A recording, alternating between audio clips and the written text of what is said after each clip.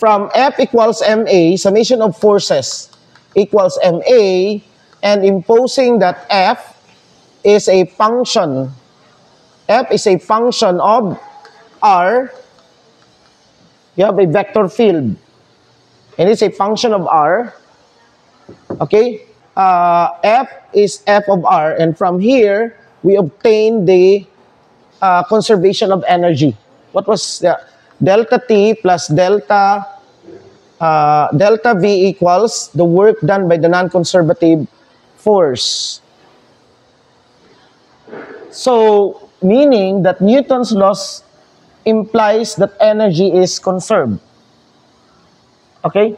Well, this is in general conservation of energy, because still, the energy, if you take the system, if you include the environment, if you include the environment as part of the system, then there's no energy loss there.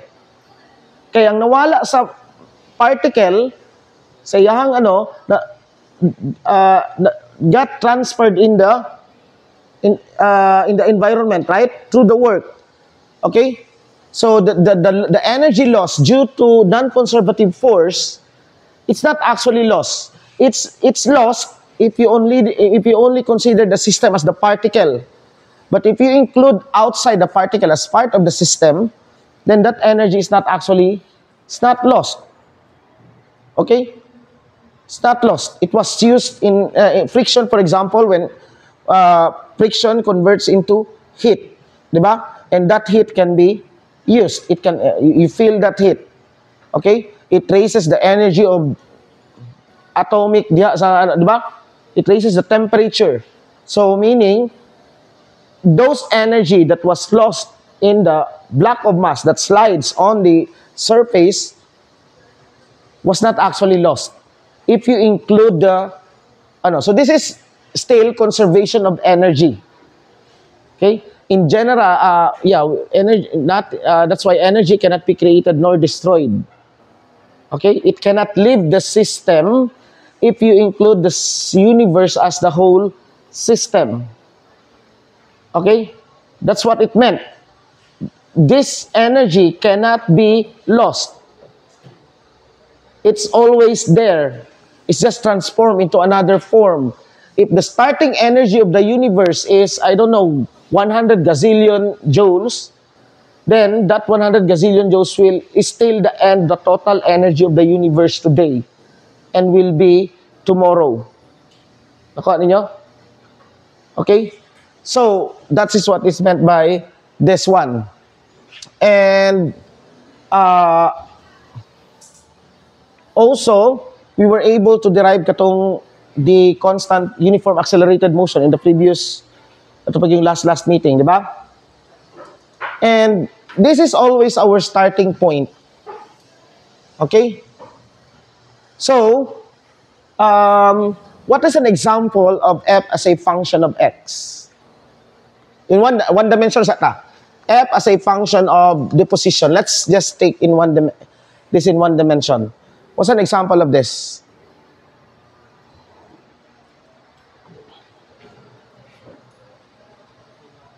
The harmonic oscillator. Harmonic oscillator is F is equal to Kx.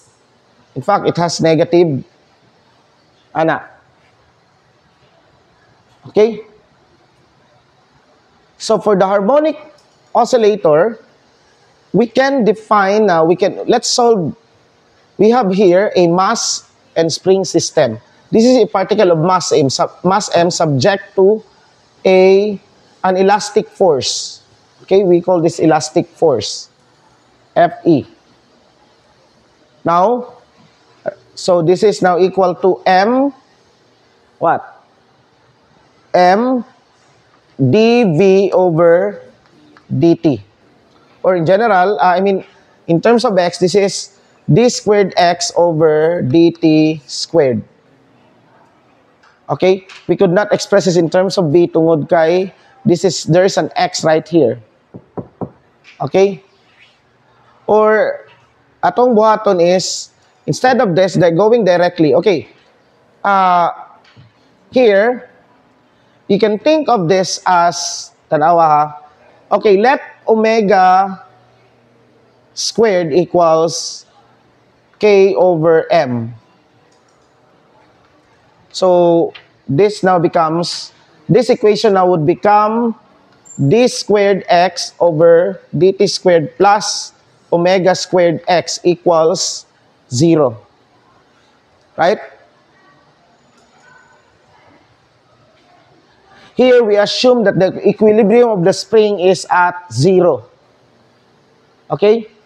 At 0, that is the equilibrium of the spring. Okay? To be clear on this, we have here the spring at equilibrium. Let's put this at 0. And then when we stretch it, okay, taasan pa natin dito. Okay. When we stretch this one to an initial position A, or whatever is that, we call when the spring is stretched by some distance x, if this is not 0, then this is x naught ni siya, then this will be k times x minus x naught. Okay? So, but just ato lang ni siyang i-kuan dire. So, we have this equation, or ano na lang, this is an equation familiar to you. What is this equation? D squared x over dt squared equals omega squared x. D squared over dt squared is an operator. So this can be thought as an operator d, let's call that d squared, times x equals minus omega squared x. This is a what? What do you call this type of problem? Sa atong last nga lecture. Okay, this is an eigenvalue equation. X is a vector. Okay, kung tanawin niyo, sabto ninyo, we are actually looking for the function x. What x is a function of what here? X is a function of time.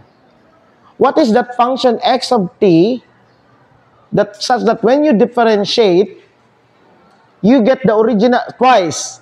It goes back to the original function. Okay? And just multiply it by a constant.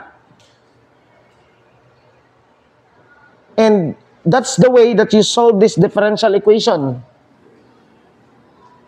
And a solution to this differential equation, this is a second order, okay, is x of t, the general solution is a cosine omega t. What is that a? We don't know that yet. And this is just a solution. Another solution is, let's call this x1. x2 of t would be b sine omega t, because this behaves that if you differentiate it a cosine twice, you get back the cosine. Tama?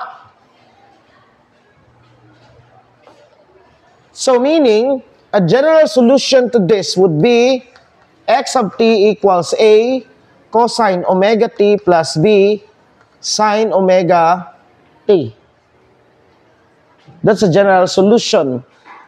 But then we have to solve two constants, a and b. Okay?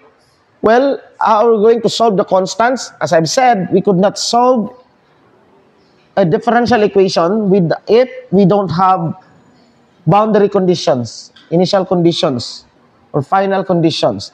What are our conditions?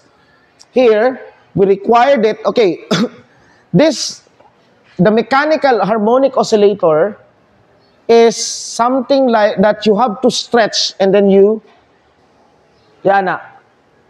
okay, meaning, in order to set the mechanical harmonic oscillator, and that's what this differs from any type of harmonic oscillators, because there are the electric alternating current is a harmonic oscillator. Pero, it can start with 0, okay? But, ang harmonic oscillator, can it start with 0? The mechanical harmonic oscillator, can it start with 0? No. Because, in order for it to set in motion, zero is the equilibrium, right? So you need to pull it. And then once you pull it, that is ang imuhang initial position. That is now the maximum distance that it can travel. It cannot be more than that. Because pag release nimo, asa mo padulong? There. Okay? So, this one, that means at t equals 0, x equals a. Okay? And what happens to this equation? X of 0, which is a cosine of 0, plus b sine of 0 equals a. Okay. I'll use a different constant here. I'll just use a different constant. I'll use lambda 1 and lambda 2. Lambda 1 and lambda 2. In order to emphasize this a right here. X equals a. So this is lambda 1 times lambda 2. Okay? And this is eliminated. From here, this is 1, right? So lambda 1 is just equal to a. What is the a? That is the initial. That is the stretch before you release it. And it will be known the amplitude. You can show that that is just the maximum distance from the origin. It cannot be more than that. Okay? So lambda equals a. Now how about this one right here? How do we obtain lambda 2? We have another condition. For the mechanical harmonic oscillator, we have to stretch this and then release. What is the initial velocity? The initial velocity is, you just release it. So, at t equals 0, v equals 0. Now, how do you get v? Well, take, okay, x dot is equal to, from here, a cosine, okay, this is now negative omega a sine omega plus lambda 2 omega lambda 2, no, this is cosine omega t. This is your velocity vector, x dot. Now, apply this one. So at 0, this is 0, and this is minus omega a sine of 0 plus omega lambda 2 times cosine of 0 equals, okay, equals 0. From here, this will be eliminated because sine of 0 is 0. And here you will see that lambda 2 equals 0. For a mechanical harmonic oscillator, sine is not a solution. You cannot have a mechanical in the mass spring system nga na ay sine. Why is that? In general harmonic motion, you can have sines and cosines. But for the mechanical harmonic oscillator, you cannot have sine. Because that's just because when to set the spring in motion, you have to stretch it. So at t equals 0, you have a distance. It cannot start at 0 at equilibrium. You cannot start at equilibrium. Other types of harmonic oscillator, electrical harmonic oscillator, you can start with equilibrium and the voltage change, increase from that. But can we start at equilibrium for harmonic oscillator? No. Because if we are at equilibrium, that spring will not move. Tama? Wala may force. What's the force at the equilibrium? Kx. What's x at equilibrium? 0. What's the force? 0. Will there be an acceleration? No. So, it will stay at 0 forever. Okay? Na ano ninyo? Okay. So, maura na siya diha. It will stay at 0. That's why we have to stretch it. And that would mean that for a mechanical harmonic mass spring system, specifically mass spring system, sine is not one of the solutions. So what is our solution now?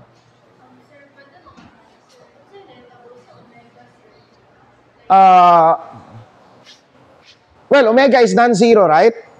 Sa may equation ni mo dire, omega lambda 2 equals 0. We know that omega is non-zero because it's k over m. And if it is 0, then we don't have harmonic oscillator. So omega is non-zero.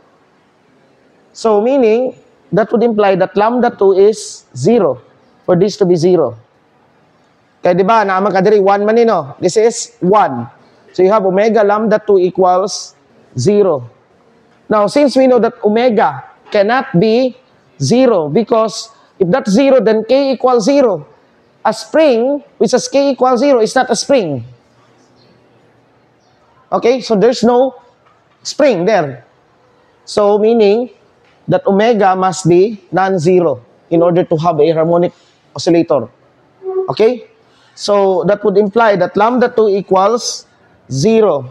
Okay, so our general solution now would be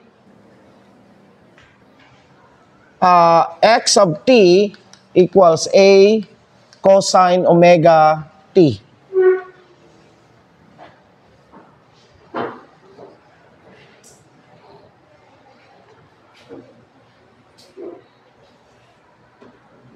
Okay? X of t cosine omega t. Now, what's the velocity function?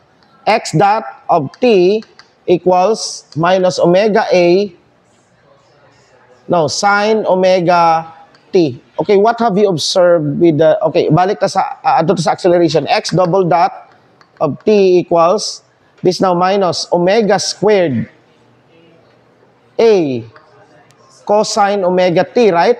And as we can see, this is equal to minus omega squared x, right?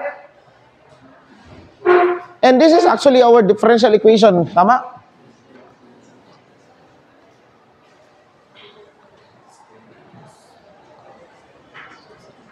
Okay. What have you observed with the velocity and ane? The velocity and the position. Ang velocity na negative, right? So here, this is x equals 0. Pag naadiri ang particle, meaning that positive cosine. Cosine is positive. Okay. Let's do the xt space right here. In xt space, what is the motion in xt space? T now is a parameterization on what? What is the parameterization? T. T is the parameter. And T here, omega T is the angle. Tama? So that means that dire, at this point right here, when the particle is here, take of this is omega T. Okay? When the particle is here. That means that when t equals 0, asa nagsugod ang particle? It started right here, right? So this one, the length of this is A. Okay? And so this is A. It will trace a circle. Okay? As soon as omega t equals pi over 2, okay, we can now calculate what is the time that it will cross the this x equals 0. We can calculate that, right? By setting omega t equals pi over 2. So that means, okay, paana dito. Okay? And then it will dire, and then mubalik siya. Okay? And it will again go back. So that means that from here we can calculate what we call frequencies. Right? Let's calculate the period first. The time it takes for it to isakani, right? What's the period? Well, that would mean that omega t must be equal to 2 pi. So t now, the period now, is, because this is 2 pi, this is 2 pi over omega. That means that the frequency is omega over 2 pi. What's the frequency? That's the number of rotations of this. This is in the xt space. This is not in the actual physical space. In the actual physical space, the motion is this. Okay? That is the motion. Balik-balik lang siya. Now, unsay bot pasabot ani? On this one right here, in xt space, when in xt space, when the particle is right here, in the xt, this is x and this is time. Okay? No, not time. Not xt space, sorry. It's actually, what do you call this one? What's the y? Y would be, what's the y right here? If this is our space, what would be the y?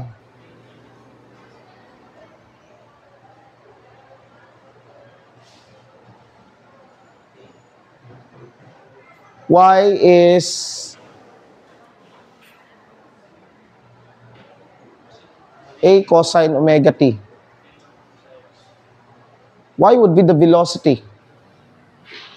Wait lang ha. Okay, what do you think is the y-axis?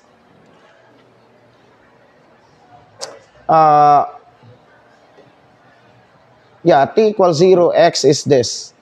As t increases, what would be the y? As t increases, so okay, unsa ni siya? Okay, what's the y?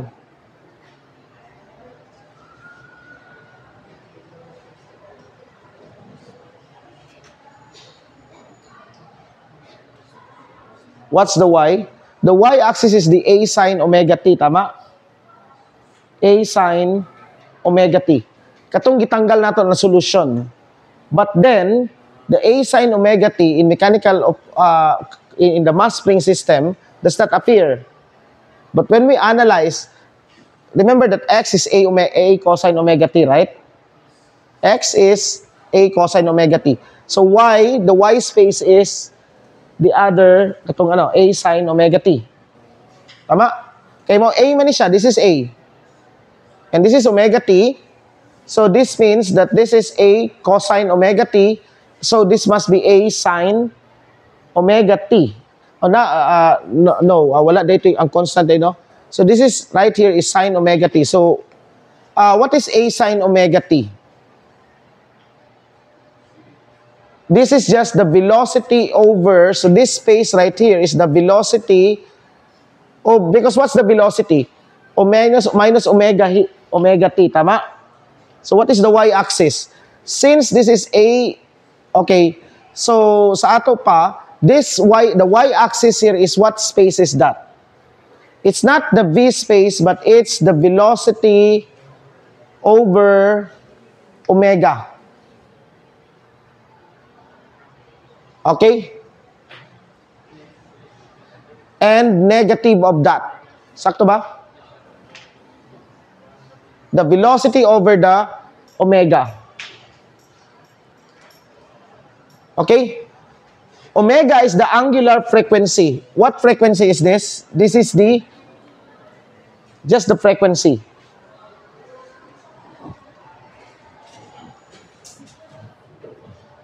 Okay? This is tama because tanawa ha, minus v over omega times a. Ano na ay omega di ay omega, this is minus omega v, tama? That's minus omega v. Ay wait. V over omega, no? Minus v over omega, sakto. Okay? Minus v over omega. this space right here. So that means that if the particle is on the upper part, on the upper semicircle, the velocity is negative. So as the particle moves right here, it's positive. Pag abot diri, what's the velocity? Still positive, right? Why? Because the... wait, times sa... Yeah, it's negative.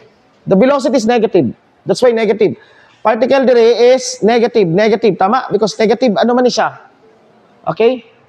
This is negative, right? So, as the particle ano siya dire, the velocity is negative because still going padulong dito. Right? Then, pag abot dire, the particle now is in the negative ani. So, negative is the positive. So, the velocity starts, because it will now start to go to the right. Okay? And then, okay? So, done? So, the particle will go from this one. Okay, where is the maximum? Okay, we know that the velocity of these 2 points must be 0, tama? Why? Because it has to stop and then reverse its direction. Okay? Pag mo stop siya dira, okay, asa mo occur ang maximum velocity? Okay, at what part of this one that the maximum velocity will occur?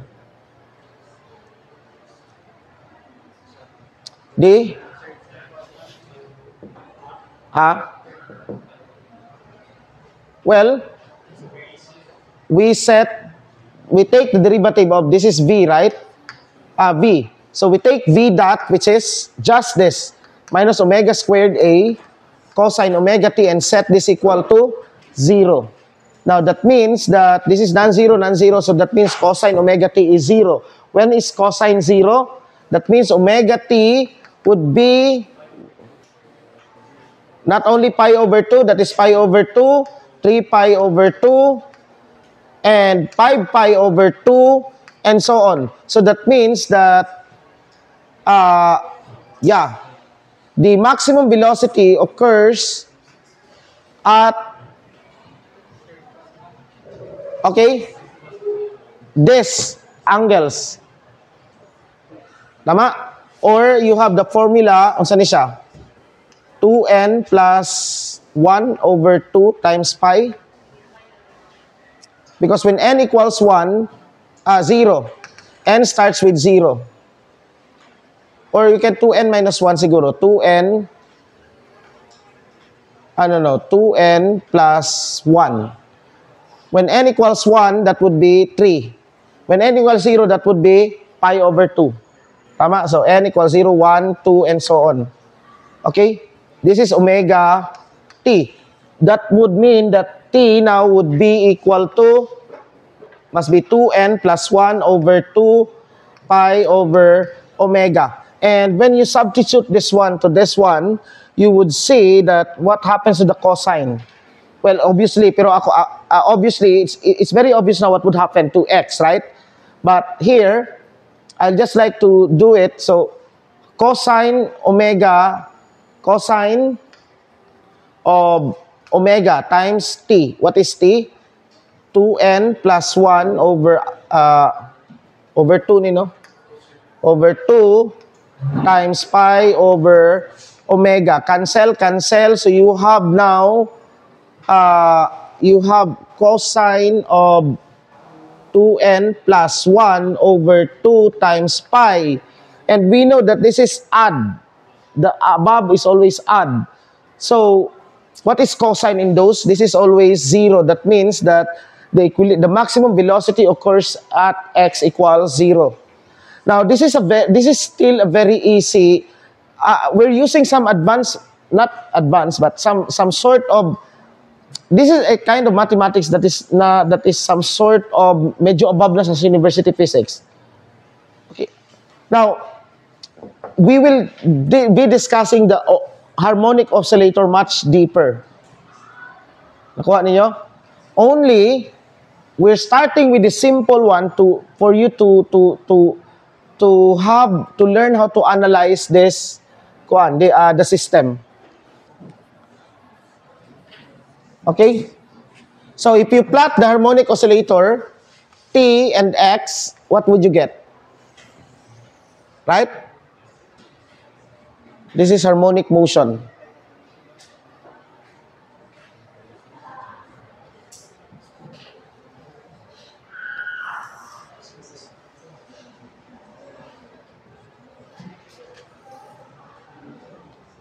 Okay?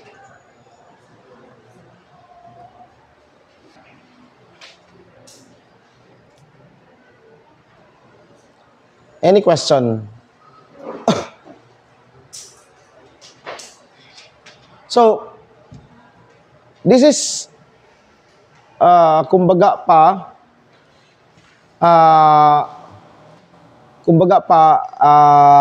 tawag ani? Muna standard nga buhaton nato sa dynamics. We start with Newton's laws and obtain x dot and x double dot. Why do you think that x dot is the most important thing?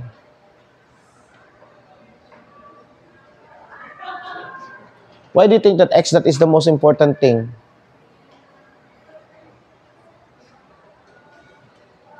Why?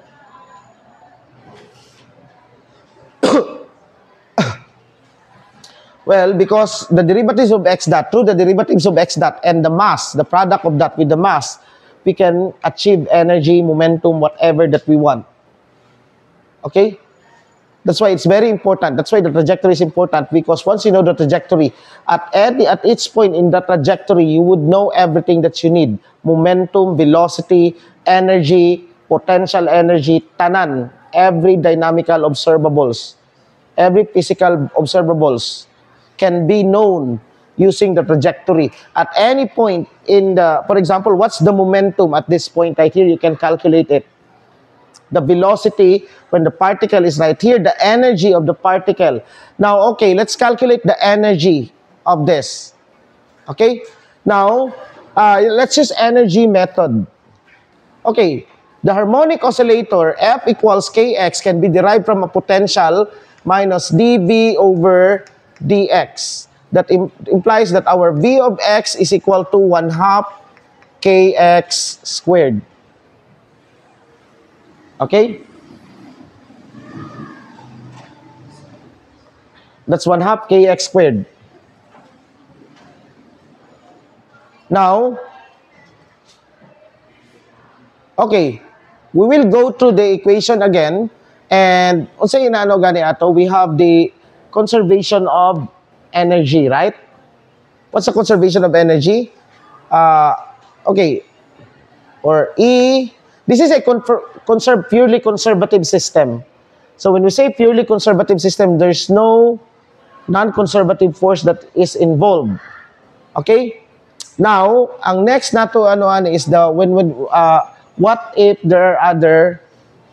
what if there's a non-conservative force involved? Okay? But first, let us treat the purely conservative. The only force acting is the harmonic oscillator, the spring. So, from here, you have delta T plus delta V equals 0, right? Okay? So, what is the energy? T is just equal to 1/2 m x dot squared, or this is 1/2 m times, what's x dot squared? That is omega squared a squared sine squared omega t, right? Okay? Tama?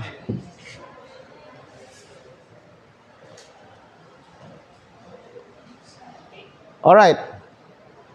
The velocity, the potential energy is 1/2 k, and x squared is a squared cosine squared omega t.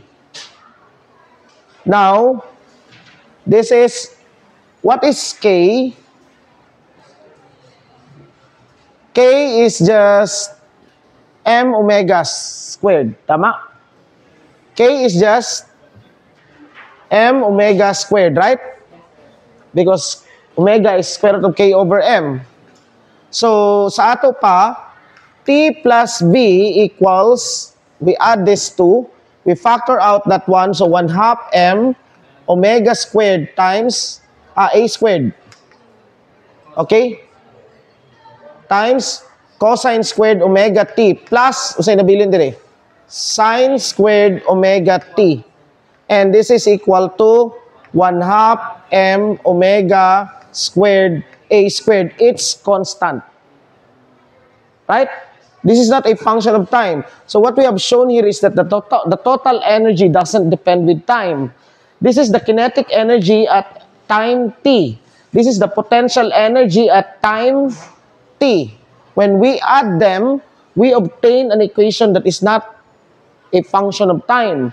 So what does it mean? Our function doesn't depend on time. This energy doesn't depend on time. And we expect that, right? This is just something like we show explicitly that the energy indeed is constant. Diba? Walay time dire. And it's always 1 half m omega squared a squared. A is the amplitude. And by this time, you will realize now that a is the highest x that can reach, right? Because cosine is just minus 1 to 1. So it will run from minus 1 to 1, the oscillation. Okay? Now, okay. Any questions so far? We have the energy, and we have shown that the energy is kumbaga pa, is constant, as it should be. Okay? Now, why is it that the harmonic oscillator is important? Because in general, we can have v of x. So this is the function.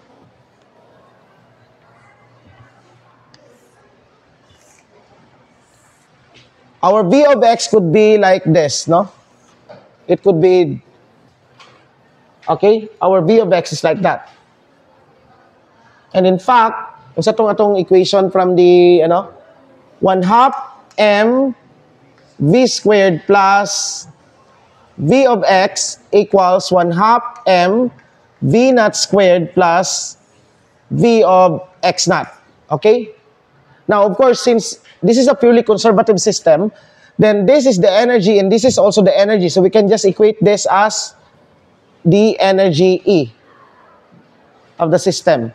And what we have here is 1 half mv squared equals E minus v of x. And from here, v squared is equal to 2 over m square root of E minus, v is equal to square root of E minus v of x. Okay? And what is this? This is dx over dt. That means that as an I function, this term right here is a function of x, right? This one is a function of x. That means that we have now dt equals, or the integral of dt, which is, let's start from 0 to t. Okay? This is t naught to t, but I'll just delta t na lang ibutang dito, no? The elapsed time is equal to the integral of dx. This is over 2 over m E minus v of x. This is integrated from x naught to x. What would you obtain from this? You would obtain a function of x. When you invert that, okay, I'll just like this to take 0 to t. 0 to t. So this is just t. Okay? From here, what would we obtain? Okay, unya na lang ni. Okay, let's see what would this equation lead us? Because we started, this is now a function of x, right? This one starts from f as a function of x. And we have this integral. When we invert this, we should get x of t. Okay, now let's solve this one. That integral. What is e minus bx? E minus b of x, what is e? 1/2 m omega squared a squared minus 1/2 m omega squared a squared. So yan eh. Cosine, no? Cosine squared omega t. Or this is equal to 1/2 m. 1 minus cosine squared is sine squared. Omega squared a squared sine squared omega t. Tama? Right?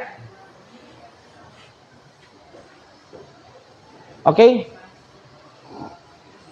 Now, the integral now becomes, okay, t now is the integral from x naught to x. We start at t equals 0. What is x naught? This is a. Right? To some function x of dx 2 over m. Okay, take the square root of this. So, okay. Uy, ano yan? Wait lang, ang 2 over, apil sa square root ng 2 over m, no? Sulod siya dire. This is square root. Tama? So, that would be, mag-cancel ang, kani, tama? So, sa'yo mabilin, this would be omega a sine omega t. Okay, times that, times that. Okay, why did I do this? No. We are in x, so this is, sorry, this should be in, okay, this should be in 1/2 omega squared x squared, tama?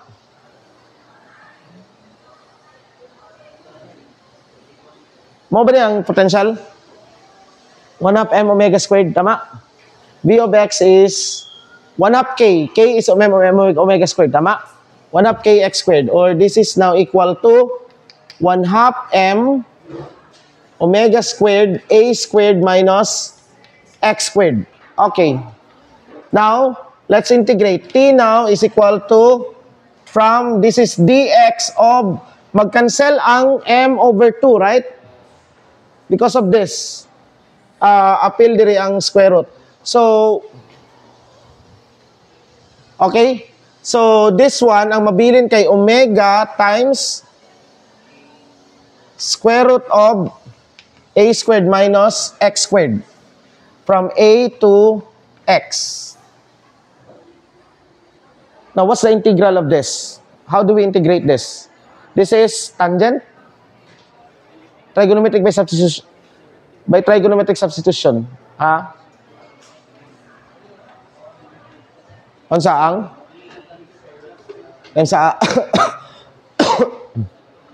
by trigonometric substitution. Is it, yeah? X now equals, how do we, table of integrals na be? Just kindly look for the integration. Look for the integral of dx over square root of a squared minus x squared. ChatGPT. Integrate this. Sure na? 1 over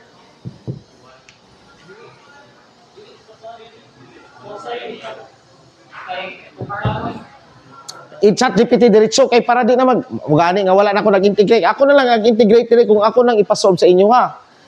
To buy some time. Diretso. Isa na i-chat GPT dia. X sine inverse x over a. Kani? Sure? Sine inverse x over a. Okay. So this is just 1 over omega sine inverse of x over a. Now let's substitute the limit. Evaluated from a to some x. Okay, let's use a dummy variable, no? Dummy variable. Dapat nagamit ang dummy variable dire. Anyway, na may x dire, no? We can just say that, okay, let's just use dummy variable u, and then this is u, so this is u. Okay? U over a. So, this is 1 over omega, sine inverse of what is, this is now x over a minus 1 over omega, or sine inverse of 1. What's sine inverse of 1?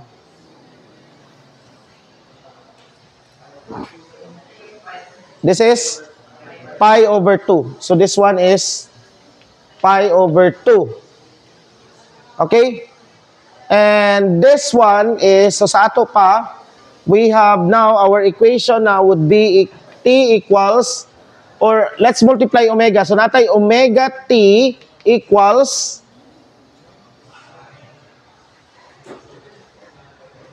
sine inverse of x over a. Times sa. There's something wrong. I don't think that this is sine. This is cosine. Paki-check daw, be.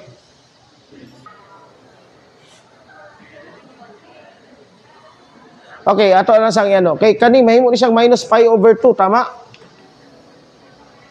And then, okay. I know what's wrong. This is now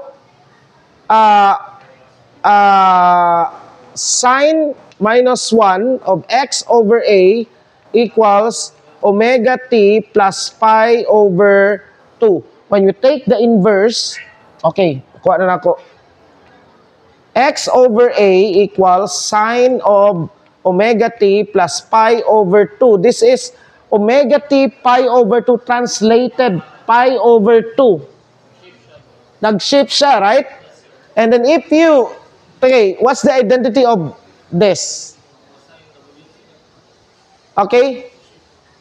This is a shifted. We obtain a shifted solution.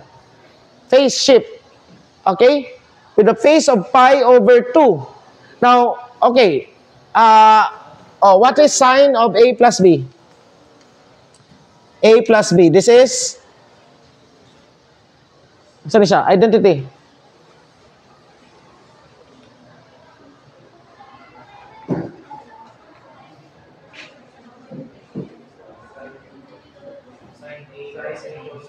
Sine A cosine B plus cosine A sine B. Now, the sine B, may masiro ni, right? So, this is sine A cosine B. Times sa. Sine A.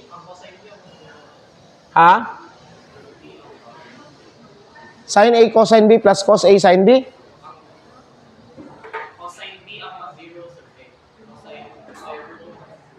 Ay, okay. Kaniyang ma-zero, no?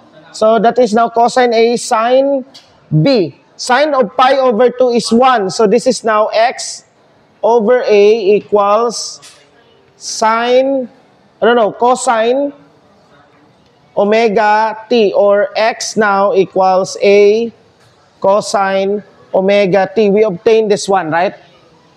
Okay mo. But, unsa ni siya nga solution? We obtain x of t trajectory by inverting this integral dx over dt, right? Katong isa, we solve dv over dt. Tama? And then solve the differential equation. This is what? What is this method? This is integrals. We integrated.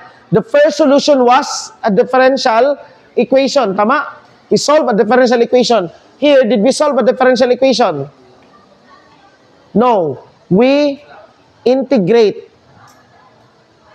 Now, which solution is much better? Well, if we can integrate directly, then much better if we do the integral. So, sa ato pa, this integral right here, that integral, if this is solvable, if we can integrate, t is equal to the integral or delta t no?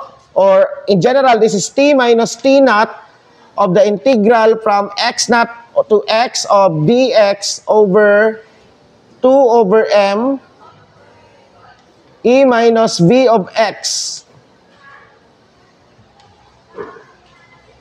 is a way to find the x of t. This will give us x of t by inverting the solution. But this is usually difficult whenever we integrate mga dili ta sure.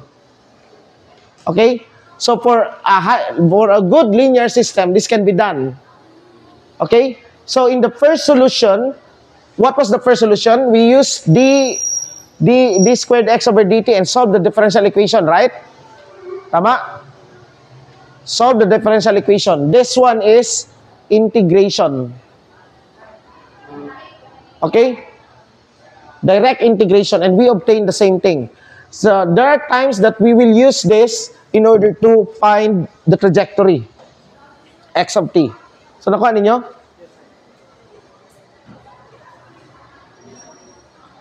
Here, we did not need, well, of course, we still need a. Tama? But we don't need v, the initial v. Okay? What we need is the total energy. Okay? So this is, there are times that we can use this to achieve the, nakuha ninyo ang root sa duha. We obtain the same thing. Okay? So, kana na siguro na next meeting, we're going to discuss damp harmonic oscillators. Okay? Damp harmonic oscillators.